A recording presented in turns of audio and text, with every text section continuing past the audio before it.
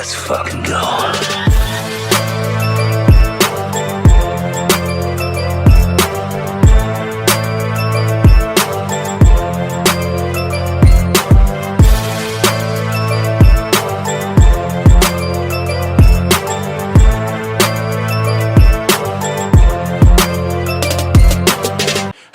Welcome to the Comic Gamer Movie Show. My name is Deshaun, and today I'm here to talk about a topic that's sort of been coming up every once in a while, kind of being kind of sprinkled out there. It's a conversation that's been kind of brought up before in the past, but now with Avengers Doomsday on the horizon and Avengers Secret Wars on the horizon, there is the conversation of, will Kevin Feige leave Marvel Studios? And this conversation's coming up even more now with the recent news of Kathleen Kennedy kind of finally stepping down from Lucasfilms, stepping down from the Star Wars franchise, and allowing Dave Filoni to step in. And like, with that happening, the obvious question kind of goes to Kevin Feige. Is Kevin Feige going to step down? For a long time now, this is a conversation that's been brought up many times. This conversation, like I said, after Avengers Endgame, I believe, outside of the conversation of should the MCU completely reboot itself after Avengers Endgame, the other conversation was,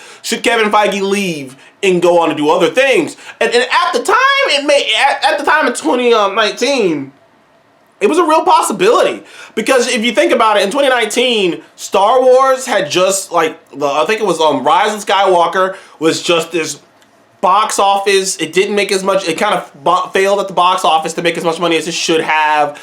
People were really down on Kathleen Kennedy. At this point, things like Andor and The Mandalorian and stuff hadn't come out yet on Disney Plus. So at this point, the only win Kathleen Kennedy and Star Wars had was arguably Rogue One, outside of Force Awakens.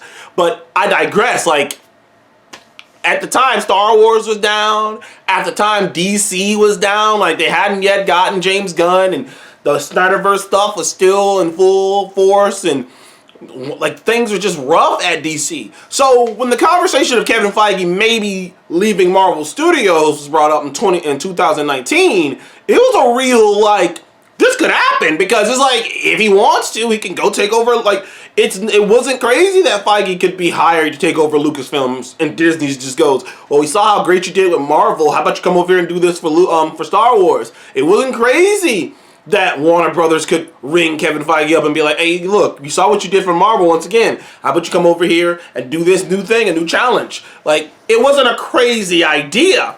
But now, it just doesn't seem like it would fit anymore. Because here's the thing.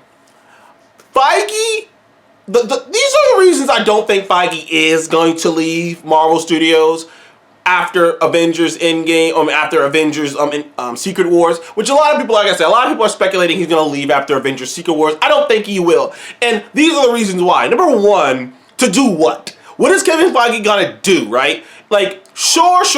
Like I brought up Star Wars and DC.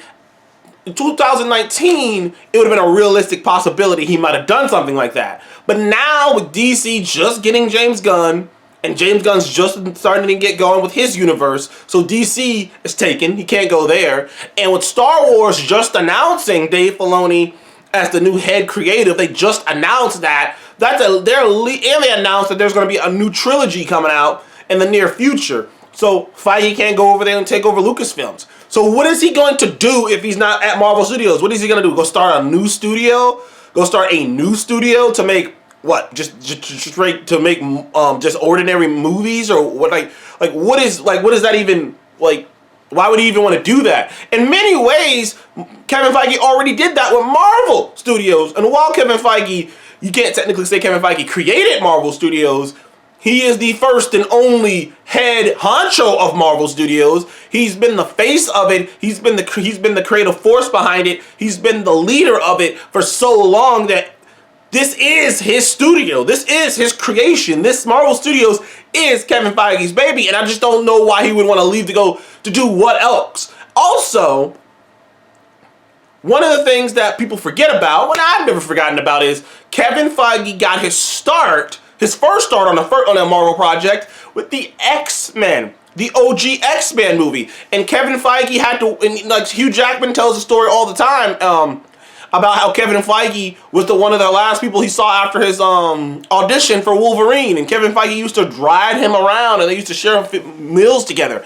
That Feige was in the weeds back then. I mean, Kevin Feige back in the day, when he didn't have any power, when he was just this young guy on the set, just this young assistant, he's the one who fought for any bit of comic book accuracy that you got out of that X-Men movie. He's the one who fought for Hugh Jackman to have his classic Wolverine-like hair. You have to imagine the entire time he's watching this, and he's watching Spider-Man, and he's watching these early 2000s superhero movies, he's thinking about what he would do.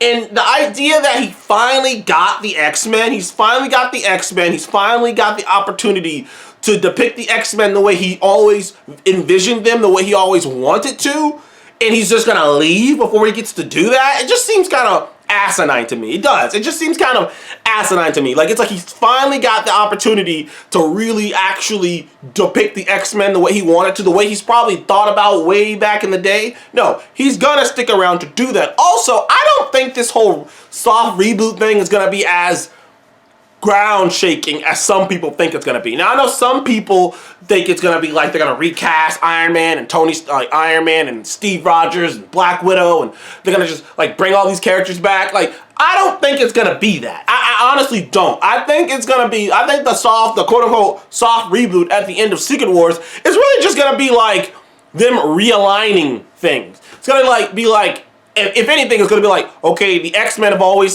like, there's a new version of the X-Men in this universe.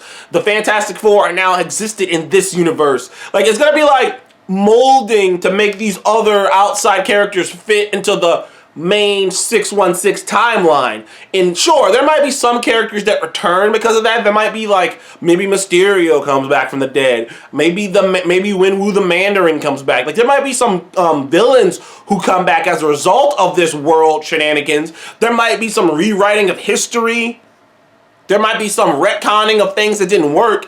But I don't think it's gonna be this whole full stop, like, complete up and down reboot, because one, they can't do that because we know there are certain, I've talked about this before in another video, we know there are certain characters that are gonna have sequels. We know Shang-Chi is gonna get a sequel. We know that like characters like Yelena Belova are probably gonna come back, right? Like we know that the Fantastic Four, First Steps, they've already kind of been working on sequels. There are certain projects that are gonna get sequels that they couldn't do that only makes sense.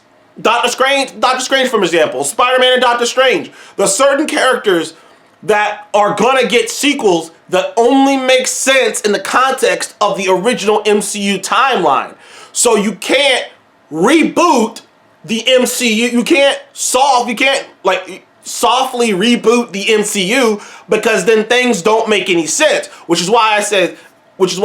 is another reason I don't think Kevin Feige is leaving, because I think he wants to properly introduce the X-Men, and also I don't think he wants to go out like this. I think that there was a lot of issues with Marvel, the multiverse saga, that some of them were Feige's fault. He even admitted to some of them. Some of them were Marvel Studios' fault. Some of them were bad creative, bad CGI, like a muddled direction. Some of it, there was a lot of issues, but a lot of those issues weren't his fault. There's no way you can account for a worldwide pandemic. There's no way you can account for one of the actors that you're gonna have being the big lead and Chadwick Boseman passing away while you're in the process of making the sequel to one of your biggest movies ever. And all accounts kind of say that he had planned on Chadwick Boseman's Black Panther being a huge part of whatever they were doing in the multiverse saga. You can't account for the lead actor who you have playing Kang getting in such legal public